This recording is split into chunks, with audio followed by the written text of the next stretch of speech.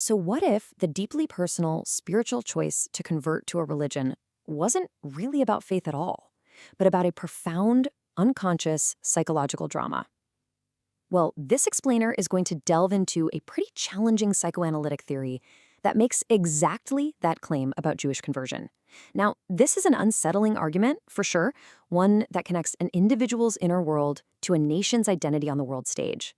Our goal here is simply to unpack this complex critique, sticking strictly and very respectfully to the source material. At its heart, this is a question we can all relate to. Most of us see religious conversion as a spiritual journey, a search for truth, but the source material we're exploring today asks us to consider a much more unsettling possibility. What if the real motivation lies not in a conscious search for faith, but deep within the unconscious psyche? This question is really the starting point for the entire psychoanalytic argument we're about to unpack. And here it is, the central and, I think you'll agree, very provocative thesis from the source. It reframes the desire to convert, not as a search for truth, but as an unconscious attempt to correct what it calls a divine error. I mean, that's a heavy concept, right? It recasts a sacred act as an expression of hubris, not humility. So the question becomes, how does the source even begin to build such a radical argument? Okay, so to really get our heads around this critique, we first need to understand the theoretical tools it's using. This first section is all about introducing the foundational psychoanalytic frameworks, specifically the important shift from the ideas of Freud to the more structural approach of French psychoanalyst Jacques Lacan. This slide really shows a crucial shift in thinking. You see, for Freud, religion was basically an illusion we should all outgrow, a kind of universal neurosis. But for Jacques Lacan, it's something totally different. Religion isn't just a belief, it's a fundamental structure that organizes our reality. In this view, God isn't some projected father figure. Instead, God functions as a master signifier, the central pin that holds our whole system of meaning together. Understanding this move from religion as an illusion to religion as a structure is absolutely key for everything that comes next. Lacan maps our reality onto three interlocking orders. The first one is called the real. Now, this isn't reality as we know it. Think of it more as the raw, chaotic static of existence before we give it any meaning.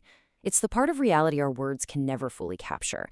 It's traumatic, it's formless, and it's always just beyond our symbolic grasp. Next up is the symbolic order. Now, if the real is chaos, the symbolic is the grid of meaning we lay over it to make sense of the world.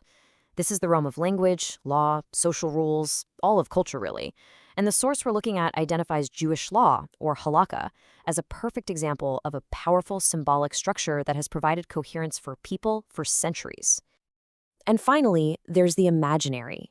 This is the realm of the ego, of images, of identification.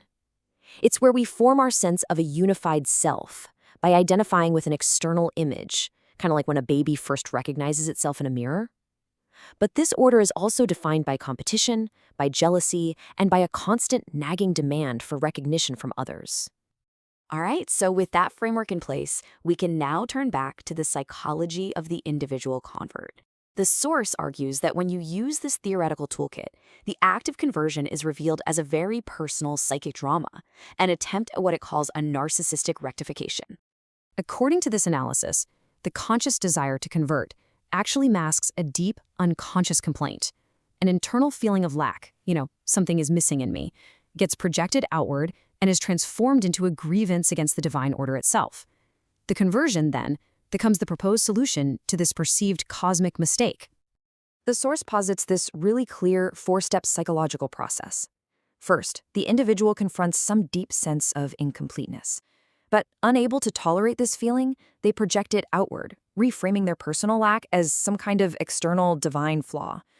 The act of conversion, therefore, becomes an attempt to seize control, to master one's own origins, and retroactively fix God's plan. You can see how this psychoanalytic reading creates a direct tension with core Jewish theological values. Judaism champions the ideal of anava, or humility before the divine plan. It also holds that righteous non-Jews have a place in the world to come, which makes conversion theologically unnecessary for salvation.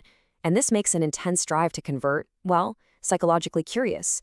The source is essentially asking, if it's not actually about salvation, what deep personal need is this act truly fulfilling? And this brings us to a really fascinating paradox. You see, Jewish law places immense value on a convert's sincerity. But this psychoanalytic reading suggests that the very passion to submit to the yoke of the commandments could actually be a mask, a conscious screen for an unconscious drive for absolute control and self-perfection. Okay, so now the analysis zooms out. It argues that this individual psychic drama, when it's repeated and aggregated across society, has profound consequences for the collective identity of the Jewish people, what's known as Klal Yisrael. From this particular psychoanalytic perspective, Klal Yisrael is understood as a collective identity held together by a shared symbolic order. And what's the anchor of this order? Its master signifier? It's halacha, Jewish law. It's this shared legal and ethical framework that has historically provided coherence and continuity across centuries and continents. This slide offers some concrete evidence for that abstract claim. The often contentious "who is a Jew" debate, with its widely differing standards across the major movements, is presented here as a symptom, a clear sign that halakha is losing its power as a universal master signifier. And when those foundational rules are no longer shared, the symbolic order that holds the collective together really begins to fracture. And this right here illustrates the direct consequence of that fracture. As the authority of the shared law, the symbolic, weakens, the very basis for unity starts to change. It shifts away from a shared submission to a transcendent legal structure to a simple and often fraught demand for mutual recognition between competing groups. The source labels this a regression into the imaginary order of rivalry. This quote from the source just nails the paradox perfectly. The constant calls for unity aren't a sign of strength, but a symptom of the very loss of the structural basis for that unity. It's a plea for mutual validation, an imaginary solution, precisely because the shared symbolic law that once guaranteed cohesion is no longer holding. Now, in the final step of its argument, the source connects this internal, collective crisis to the external, political posture of the modern state of Israel.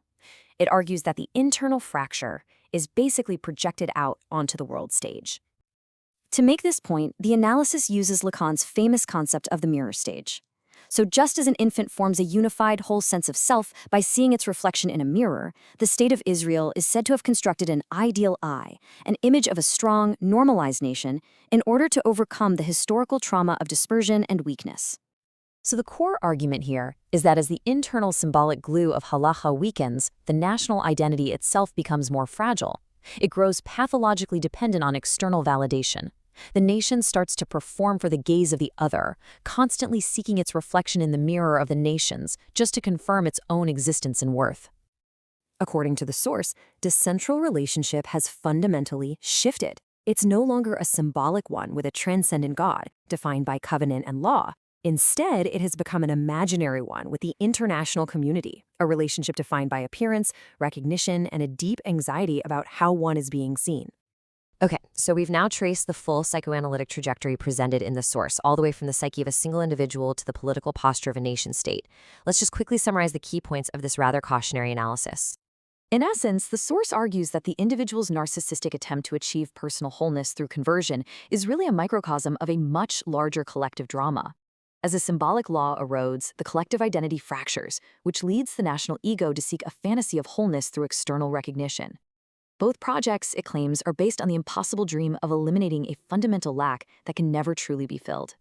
And we end with this final, somber line from the source. It leaves us with a provocative and cautionary thought that the crises we see today might not just be political or social, but could reflect a deep structural instability in the very foundations of a collective identity. A crisis not just with God, but with meaning itself.